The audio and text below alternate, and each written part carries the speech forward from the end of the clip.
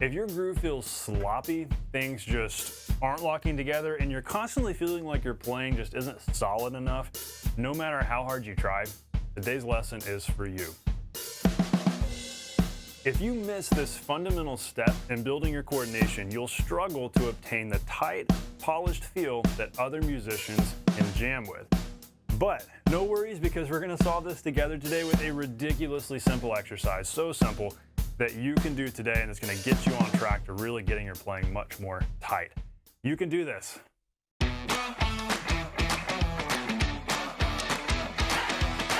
Hey, welcome to the Non-Glamorous Drummer. So glad you're hanging out today. I hope you become the drummer that other people want to jam with and want to have in their band. That way you're playing more musically, you're nailing songs, doing all the fun stuff that we want to do on the drums. And we do this by teaching you the non-glamorous skills that get you results faster. And hey, speaking of fast results, I've got a free gift for you in the description. This is my free PDF guide. I want to help you play anything you hear in your head. I want to help you translate those ideas in your head to the kit. And in order to do that, you have to have coordination.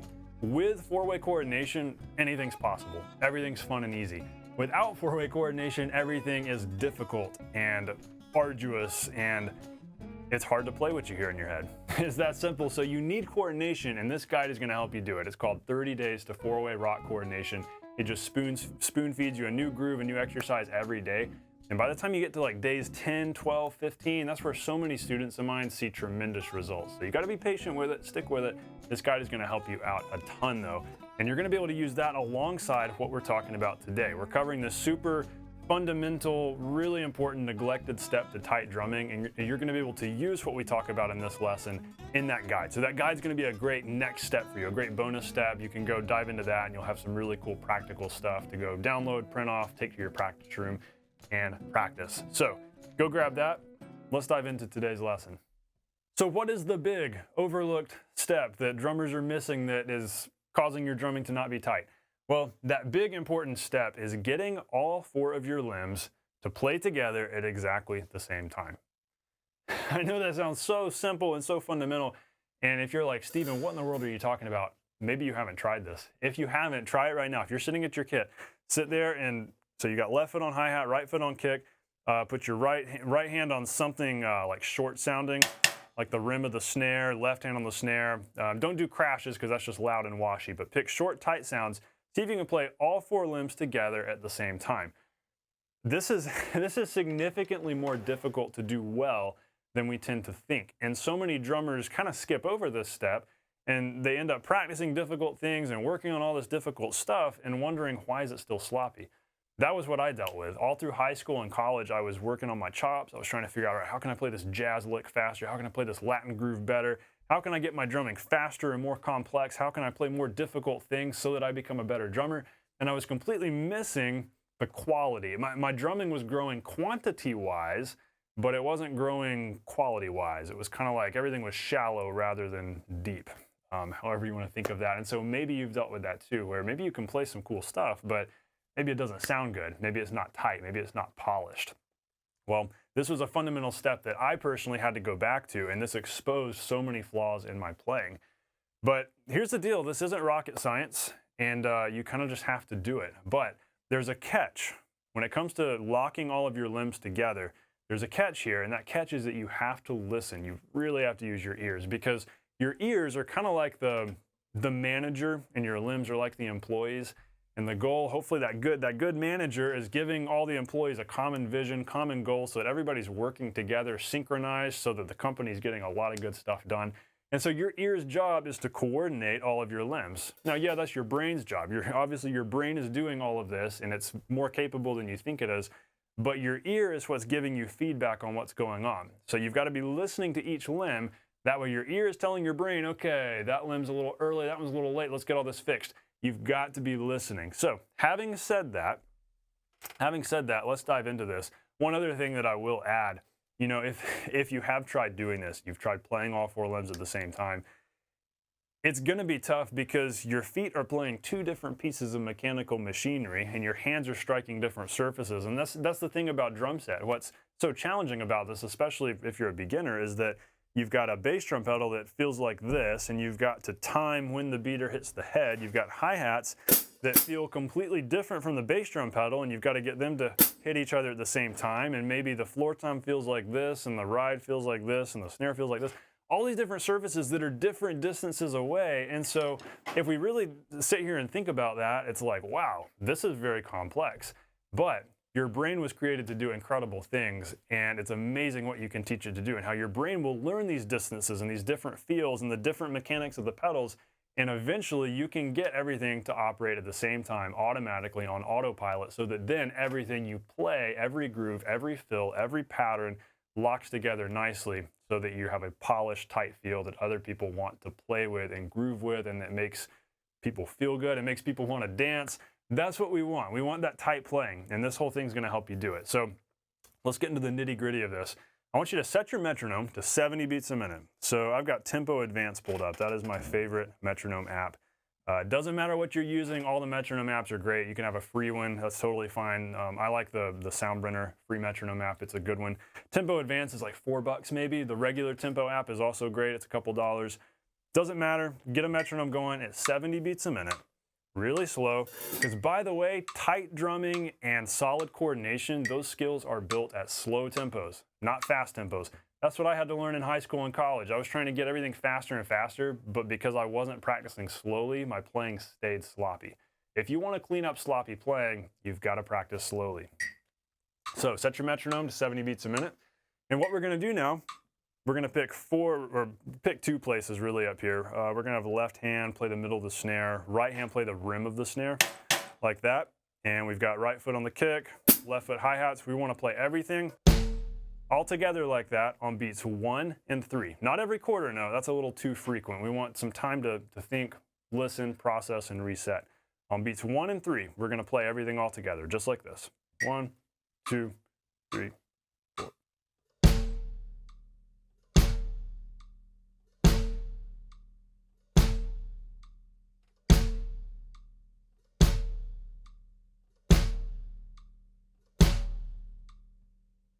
Just like that. It's important that you're doing tight, short sounds here. Don't hit a cymbal because it's going to wash out. You won't be able to hear anything else. Don't even hit the floor tom because that's loud and ringy. And ideally, when you're doing this, try to hit the rim pretty hard with your right hand, snare a little softer. That way you can hear both of those things. And make sure the chick is nice and loud. Ideally, you want to hear each of these 4 elements that you're playing, and they're all nice, short, concise sounds.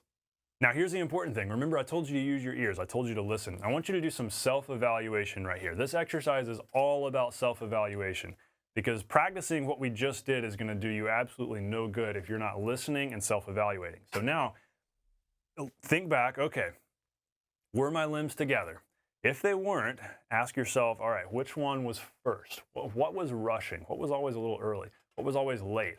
Which 2-limb combination was the struggle? Because a lot of times there's a pair of limbs somewhere in the mix of 4 limbs here that don't quite want to lock together. And it might be different for you than for that drummer or that drummer. Sometimes it's the feet. What you might realize is that, you know what, I just need to practice the feet. Getting both of those to happen together. Because like I said, it's hard, and it's not entirely your fault that this is difficult, because you're having to do one thing with your left foot, another thing with your right foot, and hope that both of these things land at the same time. It's challenging, but your brain can do it. Your ear's going to give you the feedback you need. Practice just the feet. Or maybe you realize, okay, my left hand and my left foot, something's a little weird there. You know, like maybe it's flamming. Okay, get that locked together. Do whatever you've got to do. That self-analysis is critical, and if you learn to do that, you will grow so much faster. Now, we're not stopping there, because I want you to take the next step here that's going to really help you out. And if you've never done this before, you've really been missing out on some growth potential. Step 3, I want you to record yourself, but record yourself in a way that you can hear your drums, but also hear your metronome. So that might mean you've got a couple of devices going on here. You've got your maybe metronome on your phone, and then you've got a computer like a laptop or an iPad or any sort of camera over here recording the audio.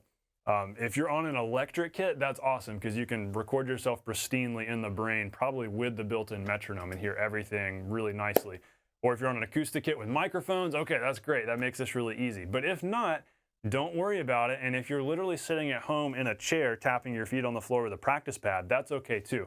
As long as you've got one device that's playing the metronome right here audibly in the room, crank the volume up as loud as it'll go, and then another device just recording you or videoing you, that's all you need here. What we now want to do is record ourselves doing it. So the same thing again. We're just going to do the half notes, beats 1 and 3. 1, 2, 3, 4.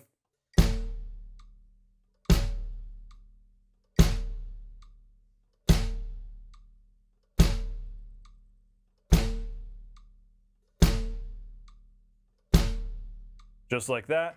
And now go back and listen to that recording. Watch that video and ask yourself, is everything together? What's landing first? Like what's early? What's late? It makes me think of listening to live recordings of bands where like the crowd starts clapping and you can hear how nobody's clapping together. There's always the person that's the first to clap and there's always that last clap. And so there's like this amount of spread in time where everybody's clapping. Sometimes that's the way our drumming is if we're not careful. And so you might hear that the kick drum's happening a little early, maybe the left hand's lagging, or maybe the kick drum's lagging, maybe the hi-hat's not locking in. So again, isolate that. Now that you've heard it, now that you can hear what's going on, make a mental note of that and go, okay, the kick drum's always early. I need to lay that back a little bit. Or my hands aren't together. Just practice getting your hands together. That's so fundamental and we overlook this because it's so simple. Make sure your hands can play together. A great way to practice that is just closed hat, rim, super tight and quiet. So if anything's slightly not together, you can hear it. Slight flam, you can hear it. So work on getting that together. Move your hand back down to here.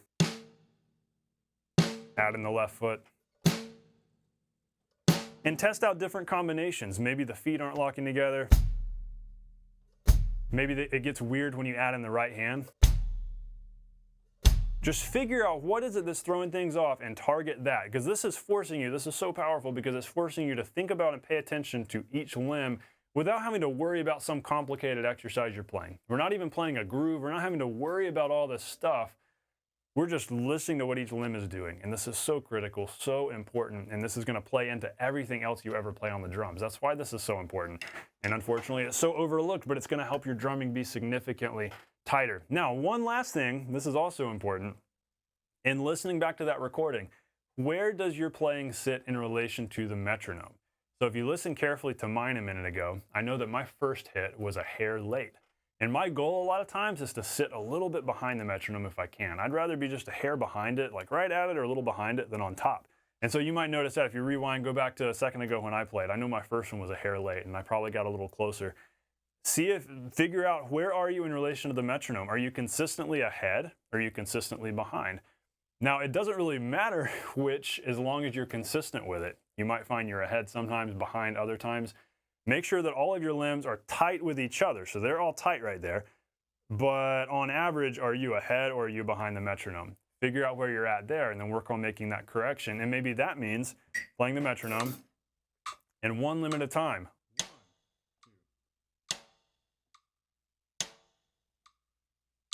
Troubleshoot each limb.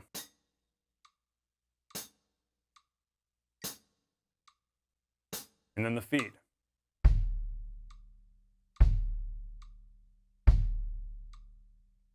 And then left foot. And just figure out, okay, which limb is the problem? Don't be afraid to troubleshoot this. Isolate things. Figure out where's the problem here. You're listening, you're paying attention, you're carefully listening. Then just repeat this entire process. Go back and do it again. Record yourself. Listen back. Self-analyze. You're going to grow so much by doing this. And you can do this by yourself in the room. You don't need me listening to you. You don't even need a teacher there in the room with you. You can self-analyze, be your own teacher, be your own critic here, and you're going to grow so much. Recording yourself is so powerful, and there is no excuse for not recording yourself because we've got powerful microphones and computers to do these things, so why not use these tools? Hey, one last important tip regarding this entire exercise. The goal is not to do any of this any faster. This is not a speed building exercise. Remember what I said a few minutes ago about how coordination and tightness and precision, those things are all built at slow tempos. So the goal here is not to say, all right, tomorrow I'm going to go 75. Okay, on Tuesday I'm going to go 80, and Wednesday I'm going to go 80. No. That's not what we're doing here because going faster doesn't really help with this. If you can lock things together tightly super slow, then naturally you will get better at doing this at quicker tempos. But I want you to continue focusing on doing this very slowly. This is a great thing to start each practice session with. Just resetting your mind, resetting your ears, and going, can I play together? If I can play all 4 limbs together today, playing on beats 1 and 3 at 70 beats a minute, then I can play anything tightly. That's kind of what we're going for here. So don't go any faster. Keep your metronome slow. You can go slower. I give you permission to go slower and do like half notes, beats 1 and 3 at 60 or at 50, but don't go faster than 70. The point here is not speed. The point here is going super slow and being precise. So what does this mean for us now? In other words, why is this powerful, and how can we then carry this over into the rest of our drumming? Well, if you've tracked with me, if you've been doing this, taking action, if you haven't been playing along with me, that's fine. Go and do that next. But once you've done this exercise and you've practiced this regularly and you're able to get all 4 limbs synced up like this, playing something super simple, you now possess that neglected critical skill that you need in order to play anything tightly. So apply this method of practice to everything else you ever practice.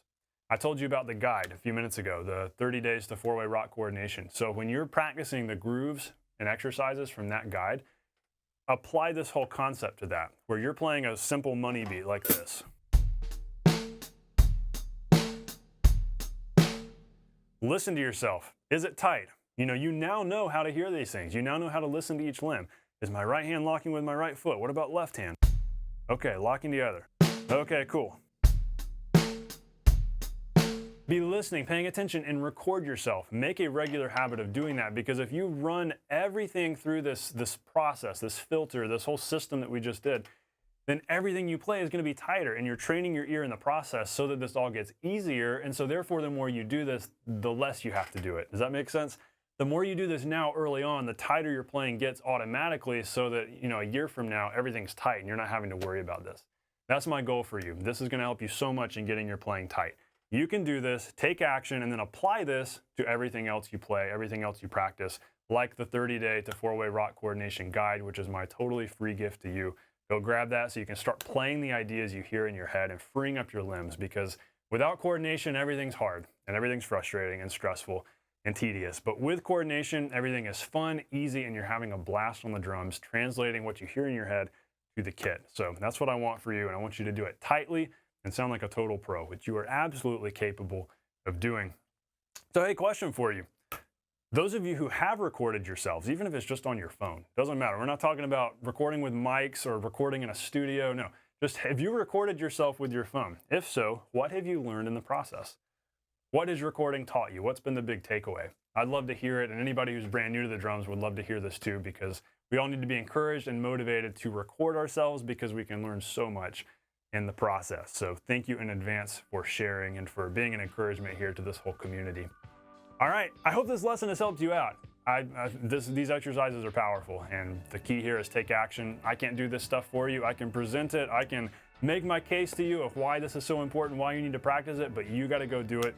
Even if you just got sticks, pads, and feet tapping on a hardwood floor, hey, that's better than nothing. So get to work. Let's start playing tightly and sounding like a total pro that people can jam with, and playing awesome grooves people can settle into and dance to. That's what we want. So hey, thanks for watching. I will see you on the next lesson. Know that you can do this. Stay non-glamorous.